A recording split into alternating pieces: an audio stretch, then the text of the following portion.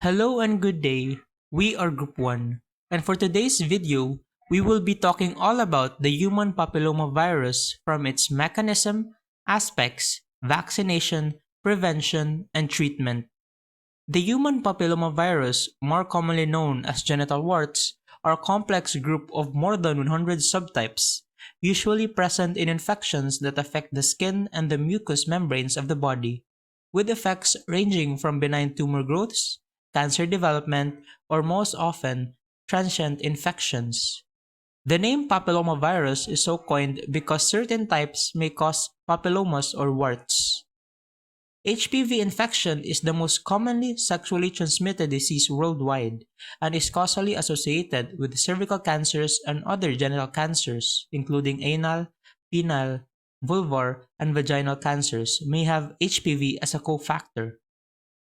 Skin to skin contact is enough for viral transmission of the human papillomavirus to occur even without intercourse, in which it may manifest cutaneously as warts.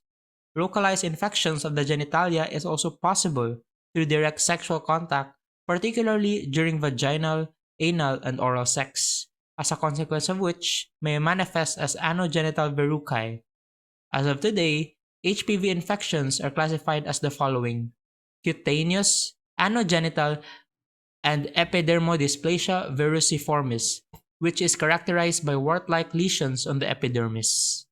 The HPV is a small icosahedral microorganism without a protective envelope.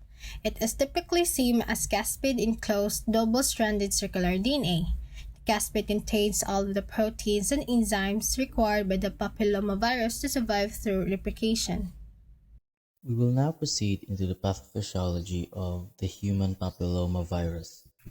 It is important to understand the pathophysiology of HPV to understand the ways we can prevent infection and develop treatments for the infection. We know that the HPV is usually transmitted via skin to skin contact, particularly upon sexual contact. If the HPV somehow finds its way into the basal layer of the epithelial membrane, perhaps due to disruption or abrasion of the outer layer of the skin or mucosal surface, it will infiltrate a keratinocyte in the basal layer of the epithelium and cause changes in the cell, allowing it to grow in an uncontrollable manner while simultaneously avoiding apoptosis. As the infected keratinocyte migrates to the surface, it will then eject thousands of infectious viral particles um, synthesized by the influence of the human papillomavirus. And this results in the spreading of the virus to surrounding cells. The virus will now be present in high numbers and cause an alteration in the epidermal character. This is characterized by the presence of a wart. Thus concludes the pathophysiology of the human papillomavirus. Moving forward with clinical manifestations of HPV. The virus still causes some observable clinical manifestations even though most HPV infections are asymptomatic. The manifestations are classified as signs elicited by the doctor and symptoms what the patient felt. For the signs, it includes recurrent respiratory papillomatosis. It is an extremely rare condition caused by development of viral warts in the larynx. Cervical cancer precursors, where precancerous lesions are associated with abnormalities of the squamous cells. Cancer, it might develop after HPV infections such as cervical, anal, vaginal, vulvar, penile, and oropharyngeal cancer. For the symptoms, patients show very few to no symptoms, which we call asymptomatic infection. It is possible that you may have been infected by HPV and that your body cleared this infection without you knowing it. This is what we call transient infection. It appears most typically in younger sexually active women. Although sometimes the virus can cause penis growths or lumps around the vagina, penis, or anus. Less frequent symptoms include genital lumps or bumps. HPV infection causes genital warts. These warts form in and around the genitals and rectum. HPV can also render common warts, flat warts, and plantar warts. Common warts emerge off raised bumps that tend to form on the hands, fingers, and elbows. Flat warts, on the other hand, are flat top, slightly raised lesions that are darker than the surrounding skin and usually occur on the face or neck. Lastly, plantar warts are hard, grainy growths that usually form on the feet, frequently on the heels or balls of the feet.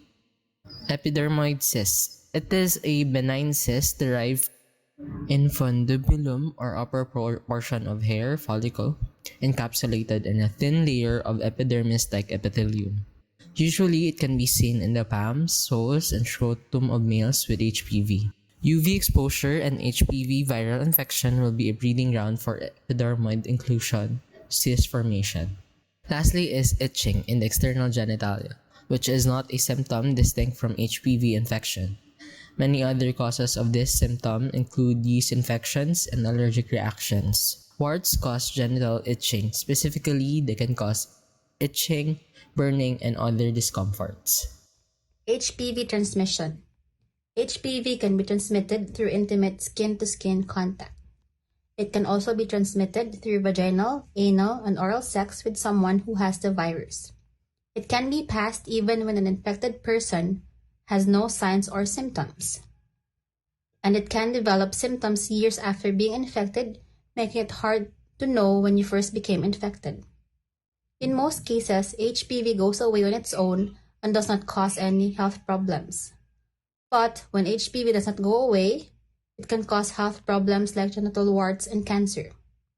We can still acquire human papillomavirus even when there is no sexual contact. It usually happens when an infected skin has a direct contact on a person who has a broken or macerated skin. Macerated skin is when the skin is exposed in way too much moisture. Vaccination for HPV. There are 3 vaccines offered to be able to prevent infection by HPV. We have Gardasil, Cervarix, and Gardasil 9. Both Gardasil and Cervarix are effective vaccines. However, Gardasil also helps protect people who acquired this type of vaccine from HPV 6 and 11, which is a type of strain that allows the genital warts to start thriving. Cervarix can protect those acquired such vaccines from HPV 16 and 18 strains, whereas Gardasil can protect against 16, 18, and as well as 6 and 11. It is suggested by pediatricians in America as well as CDC to get young girls vaccinated as early as 9 years old. Unfortunately, people who are infected by the virus by a certain type of strain may not be able to prevent the strain from causing the disease to infect the body. The human papillomavirus test is a procedure that detects the manifestation of the human papillomavirus, wherein the virus develops into cervical cancer, genital warts, etc. However, testing for both men and women are different. Women have been recommended to use the regular pap test, for it can help to recognize the abnormal cells. Women should use this test at the age of 21 to 29 years old in every 3 years. Nevertheless, women at the age of 30 to 65 are advised to do one of the following. Co-testing should be done every 5 years and should receive both tests. Patients need to take an HPV test every 5 years, and patients must take the pap test every 3 years. Men can also possess the human papillomavirus.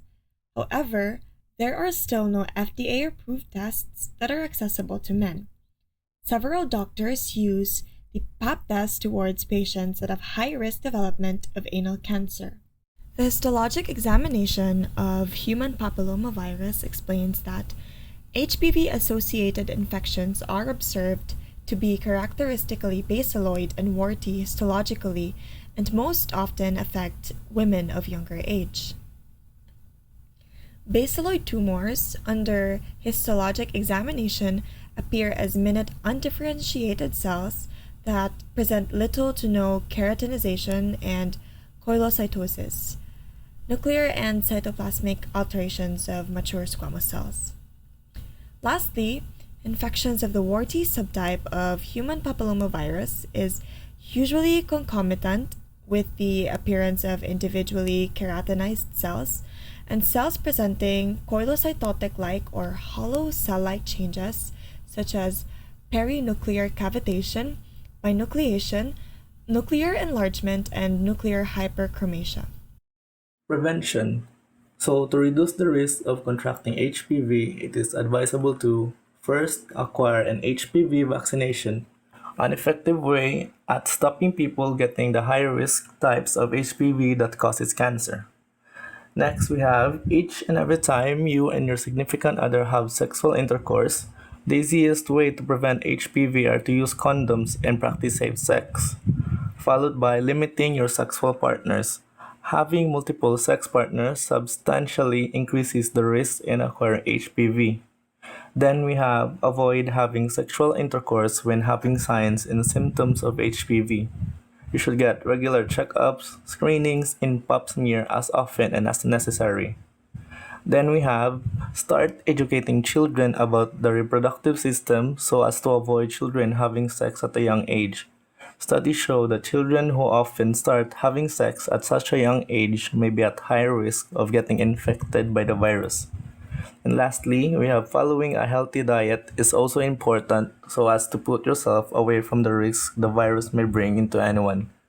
There is not enough evidence to prove which type of diet to follow, but it is guaranteed that maintaining a healthy lifestyle boosts your immunity, thus putting you away from risk of diseases including HPV.